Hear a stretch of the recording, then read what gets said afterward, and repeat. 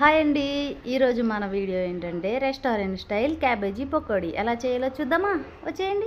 ముందుగా cabbage clean చేసి cut చేసి పక్కన పెట్టుకోండి. నెక్స్ట్ వచ్చేసి పచ్చిమిర్చి, కరివేపాకు, ధనియా పొడి, గరం మసాలా, చికెన్ మసాలా, సాల్ట్ అన్నీ వేసి బాగా కలుపుకోండి. నెక్స్ట్ ఇందులో ఒక బౌల్ శనగపిండి, 2 బౌల్స్ మైదా వేసుకోండి. వేసిన తర్వాత బాగా మిక్స్ చేయాలి. ఇది మిక్స్ చేసిన తర్వాత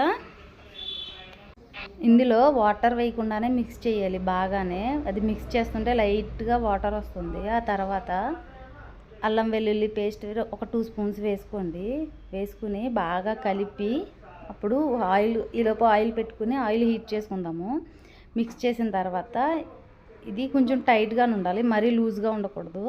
అప్పుడు బాగా మరుగుతున్న ఆయిల్లో వేసి మీకు కలిపితే క్యాబేజీ పకోడీ రెడీ అవుతుంది. ఓకేనా? Bye friends. నా వీడియో నచ్చితే కనుక ప్లీజ్ లైక్, షేర్,